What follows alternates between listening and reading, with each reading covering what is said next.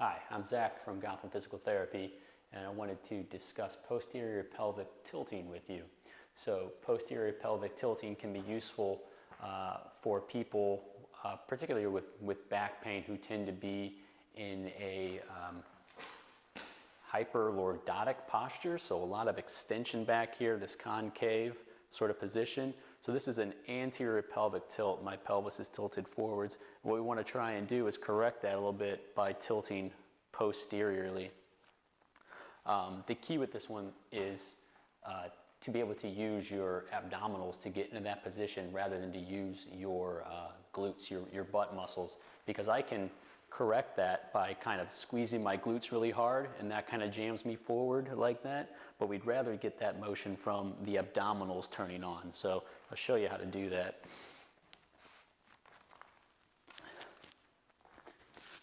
It's easiest to use the floor just to get a little bit of feedback whether I'm arched or I've been able to kind of flatten. So that flattening motion right there is my pelvis tilting posteriorly a little bit. So the way that we would do that without using our glutes is to take a deep breath in and then exhale. And as we exhale, really think about getting those ribs pulled all the way down using our abs. So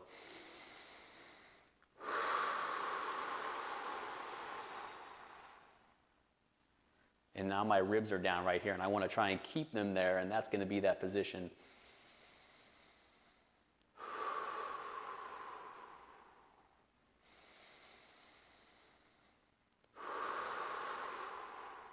So if you were feeling, you ought to feel that your front abdominals and your side abdominals, your obliques, are turned on slightly.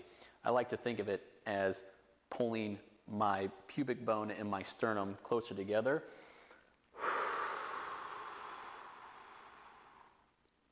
So that's that motion right there. Now if I were to put my hand on my glutes, my butt muscles, I should feel like they are soft, they're flaccid, they're not turned on when I do that. And they are not. Again, if I really tilt up and squeeze, my butt muscles will be on. My abs are doing a little bit of work, but my butt muscles are doing a lot of work, and that's not really what we want. We want it to be more of these abdominal muscles, bringing sternum and pubic bone a little bit closer together, and that helps to tilt our pelvis backwards. If that's kind of hard to feel, you could use assistance. With a box or a chair or a bench or anything like that. Get my thighs perpendicular with the floor, and it's the same thing.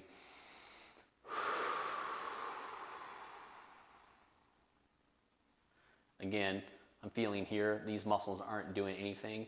Your hamstrings might do a little bit in this position, but it should be mostly your abdominals.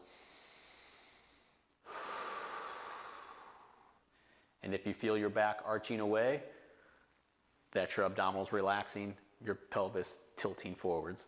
So that's your indication that you've lost it. You need to regroup.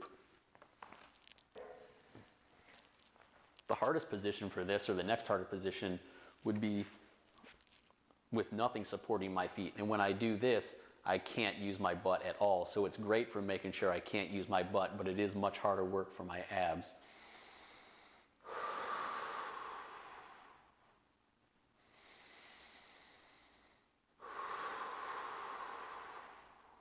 And I can feel that I'm starting to shake. I don't know if you can see it.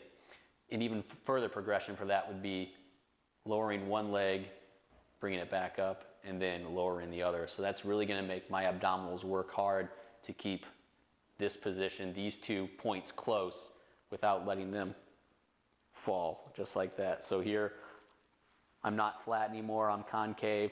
My abs have stopped doing the work. My pelvis is tilted forwards. That's not what we want. Right there. So that's how you can learn it on the floor. Eventually the goal is to be able to do that in standing. So as opposed to being here,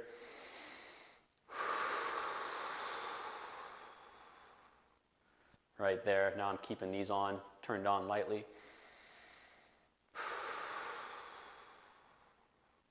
My back's a little bit flatter now, not quite as concave, right, like that. My butt is still turned off. So I haven't turned those muscles on. I've only used my abdominals to bring these 2 points a little bit closer to flatten the lower back, tilt pelvis backwards, posterior pelvic tilt.